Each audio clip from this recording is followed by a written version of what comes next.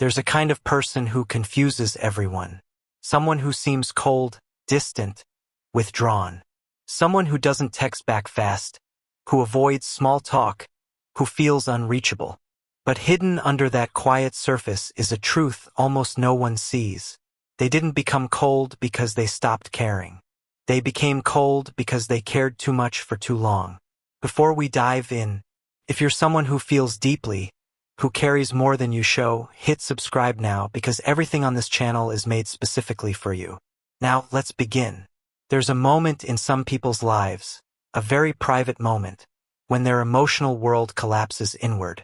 Not loudly, not violently, not in a way others notice. It happens in the quiet.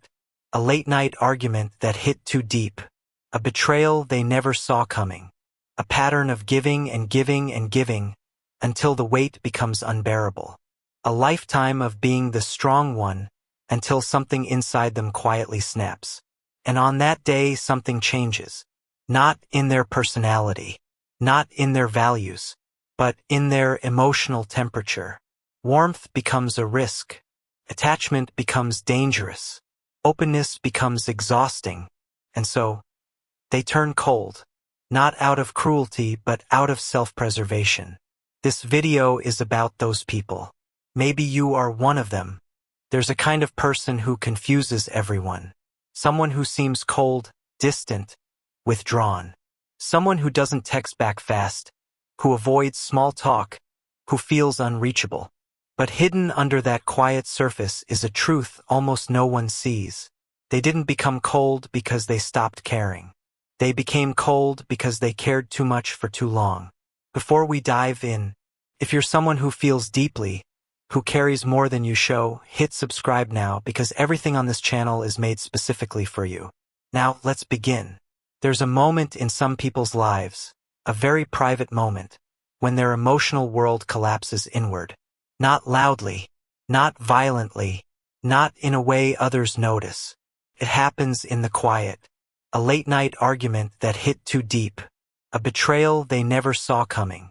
A pattern of giving and giving and giving until the weight becomes unbearable. A lifetime of being the strong one until something inside them quietly snaps. And on that day, something changes. Not in their personality, not in their values, but in their emotional temperature. Warmth becomes a risk. Attachment becomes dangerous. Openness becomes exhausting. And so, they turn cold. Not out of cruelty, but out of self-preservation. This video is about those people. Maybe you are one of them. Now here's what most people miss. The coldness doesn't announce itself. It doesn't arrive with a speech or a warning. It shows up in the small, unspoken things. In the way they exist in spaces but never fully arrive. Watch them at a party. They're physically present, smiling, nodding, maybe even laughing, but emotionally, they're somewhere else entirely. Behind a glass wall, close enough to see, too far to touch. You'll notice other patterns too. They don't text first anymore. Not because they don't think about you, but because they've learned that reaching out often leads to being left on read. They keep conversations surface level on purpose. Ask them how they are, and you'll get, "I'm good. Just tired." Same old. Never the full story. Never the truth that sits heavy in their chest at 3 a.m. They cancel plans more often now. Not out of rudeness, but because the thought of being on for hours feels like running a marathon they didn't train for. And when someone new tries to get close, they test them. Not consciously, not cruelly, but they create small distances to see if the person will chase or walk away. They pull back slightly to see if the other person pulls back too. They share something small and vulnerable to see if it gets weaponized later. They disappear for a few days to see if they're even missed. It's not manipulation. It's survival. Because they've learned the hard way. Not everyone who says they care actually stays. Not everyone who gets close actually sees you. Not everyone who loves you safely. So they build tests. Quiet ones. Invisible ones. And most people fail without ever knowing they were being tested at all.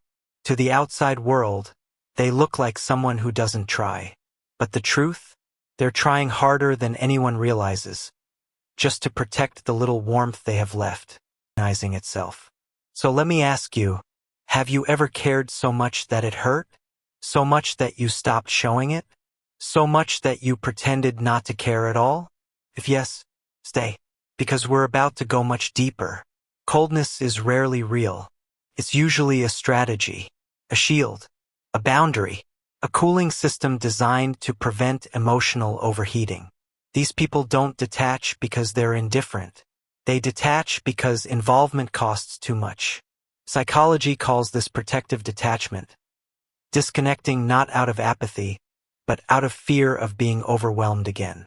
It looks like black small square canceling plans, black small square avoiding emotional conversations, black small square keeping friendships shallow on purpose, black small square not texting first, black small square slow replies, black small square emotional minimalism, black small square I'm fine.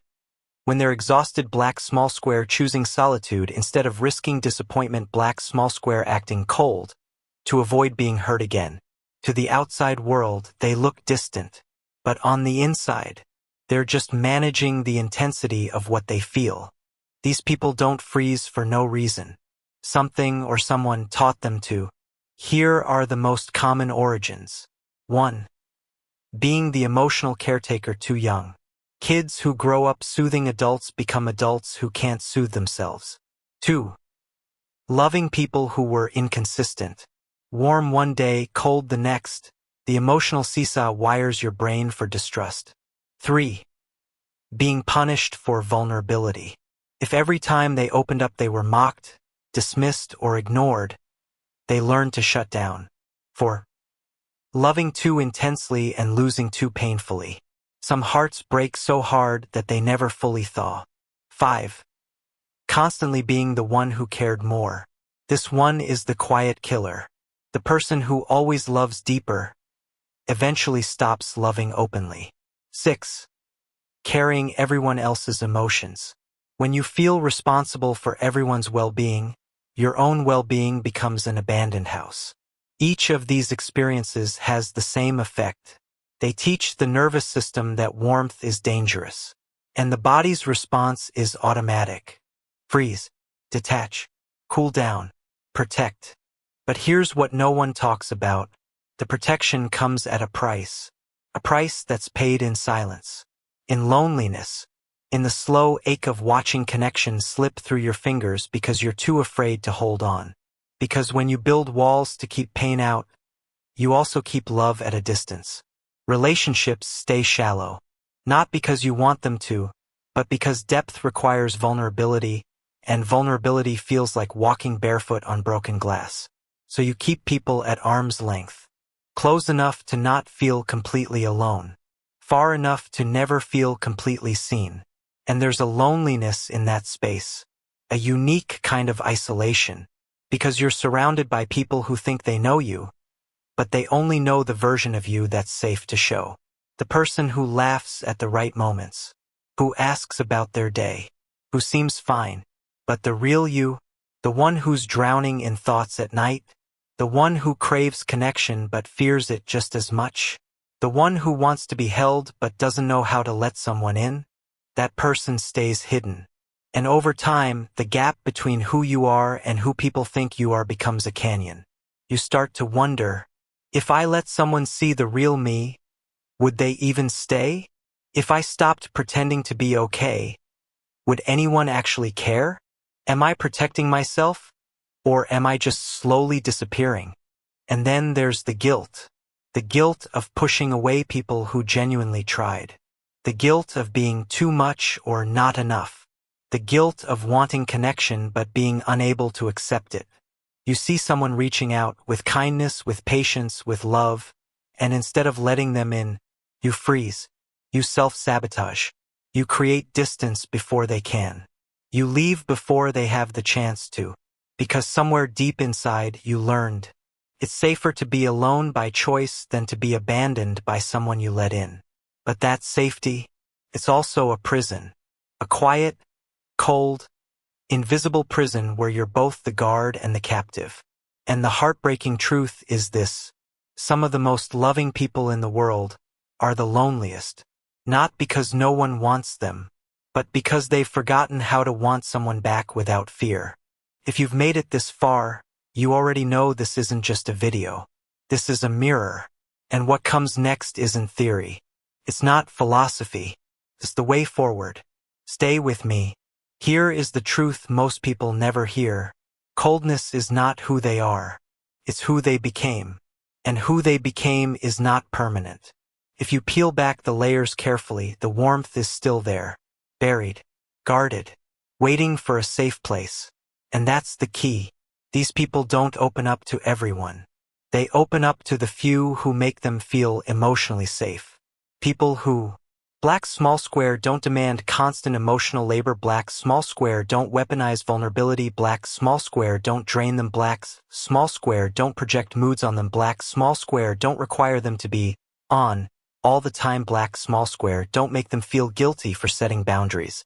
To these rare people, their coldness melts like snow in the sun. Because again, they never stopped caring. They stopped showing it to those who didn't deserve it.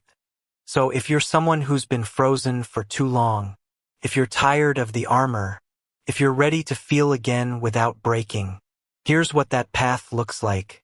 It starts with small thaws, not grand gestures, not forcing yourself to be who you were, but gentle, intentional steps back toward connection. Step 1.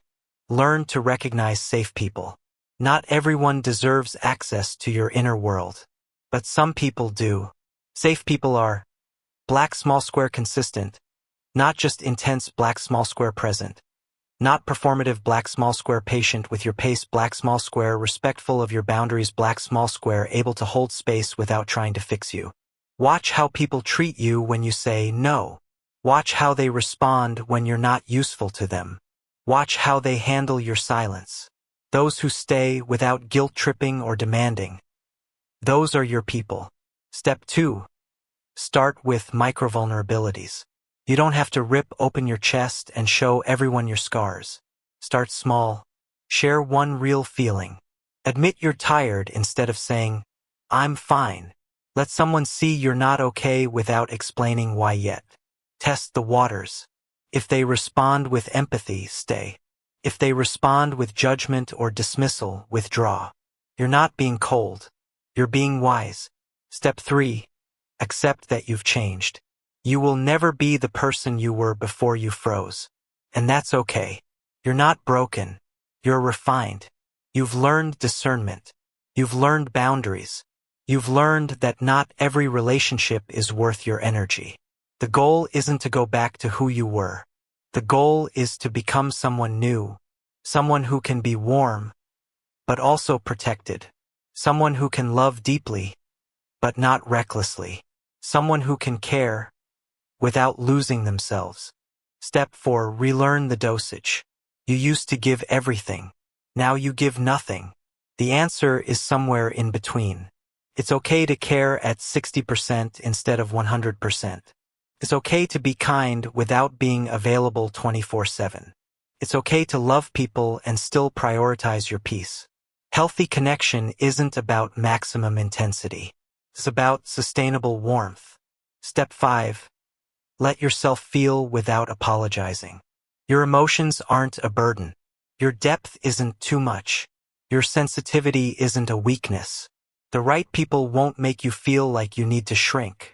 And if feeling deeply is part of who you are, don't kill that part of you just because someone else couldn't handle it. Find people who can. Step 6. Heal at your own pace.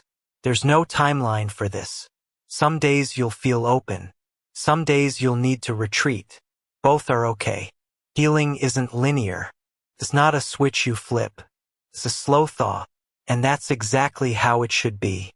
If this video found you, maybe it's because you've been carrying warmth in a world that hasn't handled it well.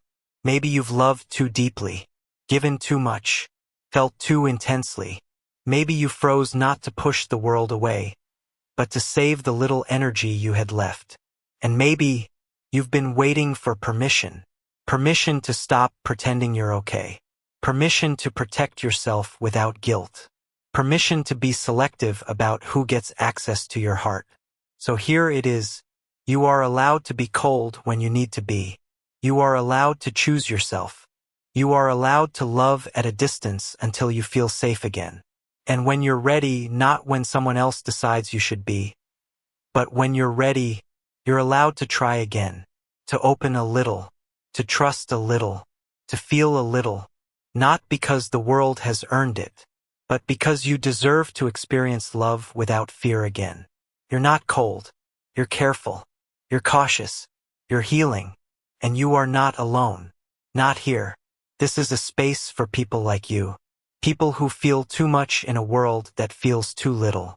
People who went silent not because they had nothing to say, but because no one was really listening. You belong here. If this video resonated, if it felt like someone finally put your experience into words, subscribe. Because this channel is for people like you. People who feel deeply, love quietly, and carry more than they ever admit. This is your space. A place where your coldness is understood, where your warmth is honored, where your silence is respected. And if you know someone who turned cold, not because they stopped caring, but because they cared too much, share this video with them. Sometimes the warmest hearts are the ones that needed to cool down just to survive. But survival isn't the end of the story. It's just the beginning of learning how to live again. You're safe here. You're understood here. Welcome home.